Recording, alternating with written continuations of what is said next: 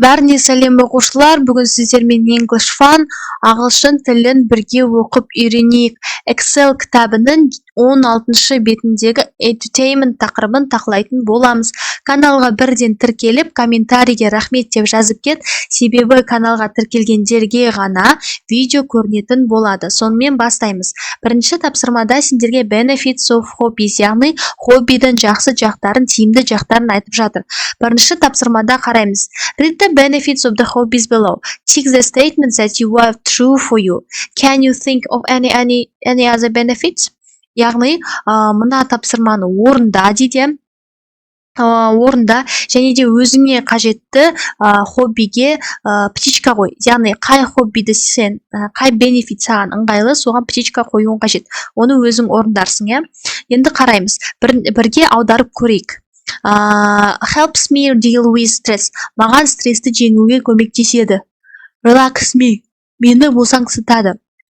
Challenges me. Мені сынайды. Means I can meet new people. Мен жаңа адамдармен таныса алатынымды білдіреді. Keep me fit. Мені формада ұстайды. Gets me out of the house. Мені үйден шығарады. Helps me forget my worries. Менің уайымымды ұмытуға көмектеседі. Makes me feel. Мені еркін сезіндіреді. Яғни мына жердегі сенің хоббиіңнің қандай тиімді жақтары бар екендігін біле аласың. Енді айтады, why do people need to have a hobby дейді. Адамдарға хобби не үшін қажет дейді. Міне мен саған жауабын жазып қойдым. Everyone needs a hobby. Барлық адамға хобби керек. A hobby is something you do for fun in your free time. Хобби дегеніміз ол қызықты нәрсе, сенің бос уақытында жасай алатын дейді. It helps you relax, learn new skills. Ол саған демалуға, жаңа дағдыларды үйренуге көмектеседі. And stay healthy. Және денсаулығыңа пайдалы. Hobbies also help you make friends with people who like the same things. Және де хоббилер көмектеседі саған достар табуға, сен сияқты заттарды ұнататын. They make life more interesting and enjoyable. Ол өмірді қызықты және рахатқа толы етеді. Си жауабы. Сиде айтады. In pairs, invent a hobby, present it to the class. Яғни, жұппен бірге бір хоббиді таңдап, сол хоббиге басқа да сенің достарың келуің үшін шақырту жаса дейді. Бастап көрейік. Hi friends, I want to invite you to my hobby, painting. Сәлем достар, мен сендерді шақырғым келеді, менің хоббиме, ол менде painting, яғни сурет бояу. How to do it? Қалай жасайсың оны? You need only paper. Саған қажетті тек қана қағаз, brushes, яғни щеткалар, and colors, және суреттер. Just sit down, relax, and start drawing what you see or imagine. Жай ғана отыр, демал, және де өзіңді көрген немесе қиялдаған нәрсеңді сипаттап сал дейді. What makes it special? Оны не маңызды етеді? Painting makes me calm and happy. Сурет салу, сурет бояу мені сабырлы және бақытты етеді. It helps me show my ideas and feelings with colors. Ол маған көрсетті өзімнің идеяларымды, сезімдерімді түстер арқылы. Would you like to try with me? Яғни бұл хоббиді менімен бірге бастап көргің келеді ме? Дейді. Балалар, егер де мына тапсырмада апайларың мына сөздерге арнап хобби жаса десе, мынаны көшірсеңдер болады. Shopping helps me deal with, шопинг маған стрессті жеңуге көмектеседі. Drawing relax me, сурет салу мені босаңсытады. Playing chess is challenging me. Playing chess мені өзгертеді.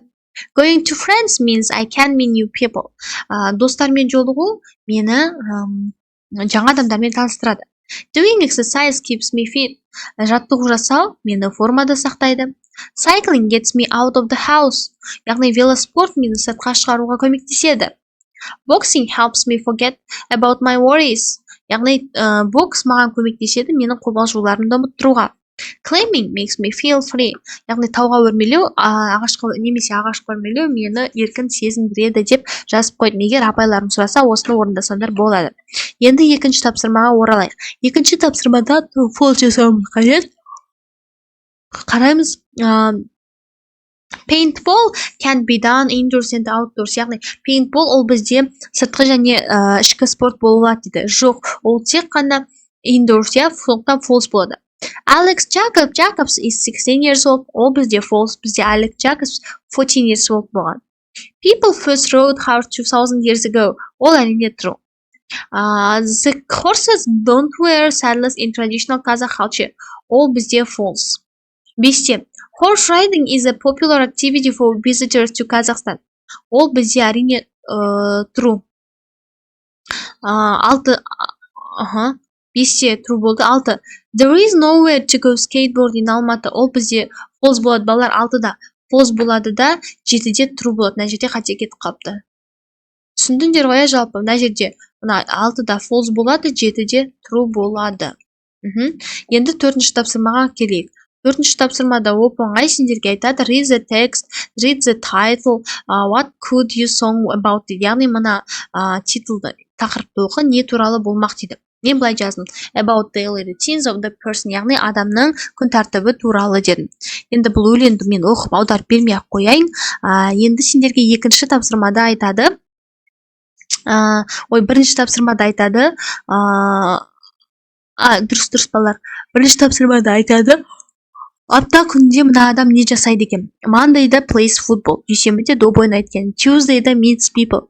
Яғни сейсенбі күнінде достармен жолығады. Wednesday средада, сәрсенбіде plays basketball. Баскетбол ойнайды. Thursday'да goes shopping. Дүкен аралайды. Friday'да, яғни жұмада goes swimming and ride a bike. Яғни жүзуге және велосипедке айдауға барады. Saturday'да watch TV and stays up. Яғни сенбі күні теледидар көрсе, жексенбі күні has fun, weekend activities, қалаған нәрсесін көңілді әрекеттерді жасап жүреді дейді. Енді B жауабында сендерге айтады, өзіндікімен бірге салыстырып жаз дейді. Мен мына жерге жазып қойдым. I'm busy student but always kind time for fun. Мен өте қолым бос емес адам, бірақ мен қызыққа уақыт табамын. On Mondays, I do my homework, then I play football with my friends. Дүйсенбі күні мен үй тапсырмамды орындаймын және де достарыммен футбол ойнауға барамын. On Tuesdays, I go to library and read books. Яғни сейсенбі күні мен кітапханаға барып кітап оқимын. On Wednesdays, I play the guitar at home. Яғни сәрсенбі күні мен гитара ойнаймын үйімде. On Fridays, I go swimming at the pool. Яғни жұма күндері мен өзіміздің бассейнде жүземін дейді. At the weekends, I usually watch TV, meet friends, or ride a bike. I enjoy my activities because they make me happy and relaxed. Яғни суббота, воскресенье сайын ол әдетте теледидар көреді, достармен жолығады, велосипед айдайды, жалпы демалыспен мақтанып жатады екен. Жалпы түсінікті болса, балалар видео каналға бірден тіркеліп, комментарийге рахмет деп жазып кет. Каналға тіркелгендерге ғана видео көрінетін болады. Goodbye, have a nice day.